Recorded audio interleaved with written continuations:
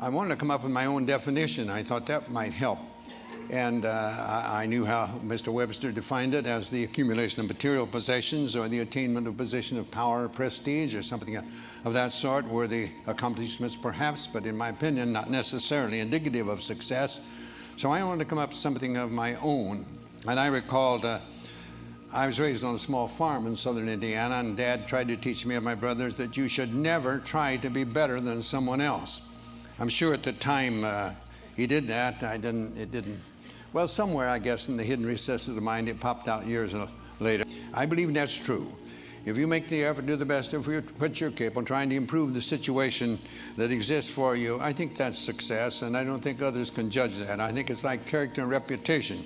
Your reputation is what you're perceived to be.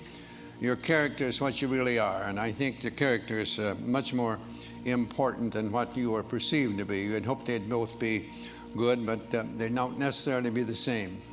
Well, that was my idea of what I was going to try to get across to the youngsters. I ran across other things. I love to teach, and it was mentioned by the previous speaker that I enjoy poetry, and I dabble in it a bit and love it. And there are some things that help me, I think, be better than I would have been. I know I'm not what I ought to be, and not what I should be, but I think I'm better than I would have been if I hadn't run across certain things.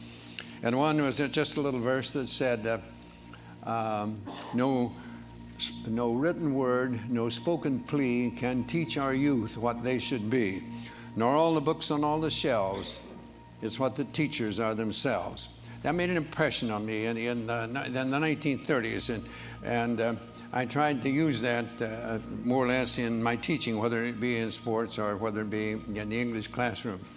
And I love poetry and always had an interest in that, and somehow, and maybe it's because Dad used to read to us at night, a coal oil lamp. We didn't have electricity in our farm home, and Dad would read poetry to us, so I always liked it. And about the same time that I ran across this one verse, I ran across another one that someone asked a lady teacher why she taught, and she, after some time, she said she wanted to think about that, and then she came up and said, they ask me why I teach, and I reply, where could I find such splendid company?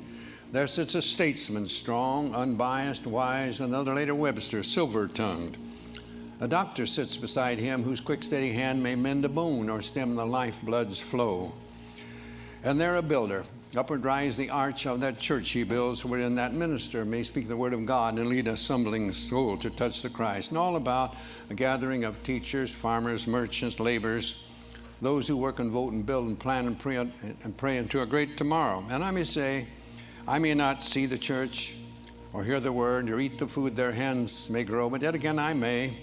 And later I may say, I knew him once, and he was weak or strong or bold or proud or gay. I knew him once, but then he was a boy. They ask me why I teach, and I reply, where could I find such splendid company?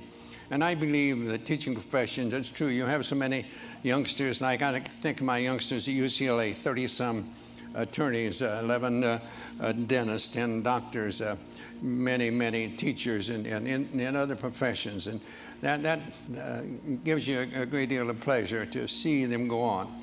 I always tried to make the youngsters feel that they're there to get an education, number one. Basketball was second because it's paying their way. And they do need a little time for social activities, but you let social activities take a little precedence over the other two, and you're not going to have any very long. So that was the ideas that I tried to get across to the youngsters under my supervision. I had 3 rules pretty much that I stuck with practically all the time. I'd learned these prior to coming to UCLA, and I decided they were very important. One was never be late. Never be late. Later on, I had certain things that I had the players, if we're leaving for someone, they had to be neat and clean. There was a time when I made them wear jackets and shirts and ties, and then I saw our chancellor coming to school in denims and turtlenecks, and I thought it was not right for me to keep this other, so I let them they had to be neat and clean. And I had one of my greatest players that you probably heard of, Bill Walton. He came and gets the bus. We were leaving for somewhere and to play, and he wasn't clean and neat, so I wouldn't let him go. He couldn't get on the bus. He had to go home and get cleaned up to get to the airport if he did. So I was a stickler for that. I believed in that. I believe in time, very important.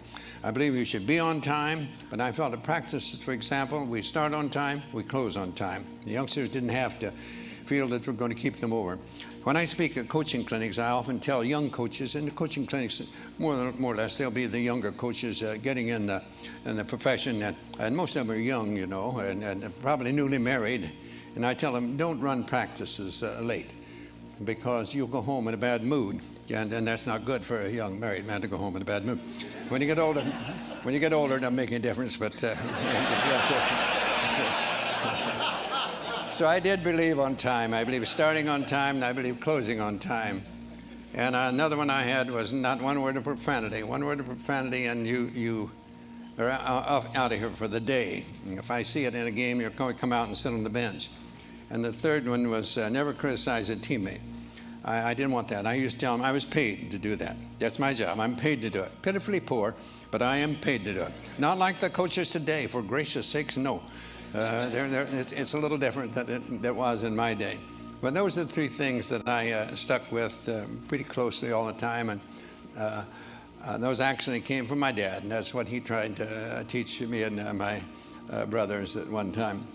I came up with a pyramid eventually that I'm not going to, we don't have the time to go on that, but that to help me, I think, become a better teacher. And this is something like this, and I had blocks in the pyramid, and the cornerstones being industrious and enthusiasm, working hard and enjoying what you're doing, coming up to the apex, according to my definition of success, and right at the top, faith and patience. And I say to you, in whatever you're doing, you must be patient. You have to have patience. We want things to happen to us. We talk about our youth being impatient a lot, and they are. They want to change everything. They think all change is progress. And we get a little older, we're sort of let things go, and we forget that there is no progress without change. So you must have patience, and I believe that we must have faith. I believe that we must believe, really believe, not just give a word service, believe that things will work out as they should, providing we do what we should. I think our tendency is to hope that things will turn out the way we want them to so much of the time, but we don't do the things that are necessary to make those things become reality. I worked on this for some 14 years, and I think it helped me become a better teacher, but it all evolved around that original definition of success.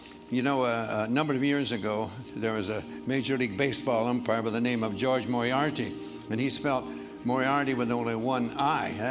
I'd never seen that before, but he did. And big league baseball players, they're very perceptive about those things, and they noticed he had only one I in his name. And you'd be surprised how many also told him that was one more than he had in his head at various times. But he wrote something that I think he did what I tried to do in this pyramid. He called it the road ahead or the road behind. And he said, sometimes I think the fates must grin as we denounce them and insist the only reason we can't win is the fates themselves have missed.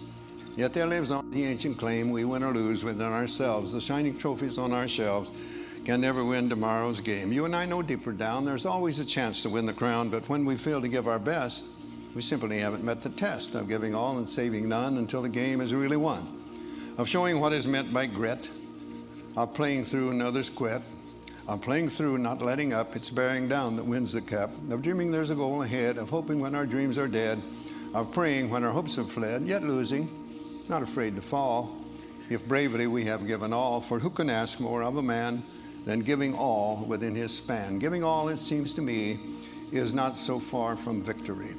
And so the fates are seldom wrong, no matter how they twist and wind. It's you and I who make our fates. We open up or close the gates on the road ahead or the road behind. Reminds me of another set of threes that my dad tried to get across to us. Don't whine, don't complain, don't make excuses. You get out there and whatever you're doing, do it to the best of your ability. And no one can do more than that.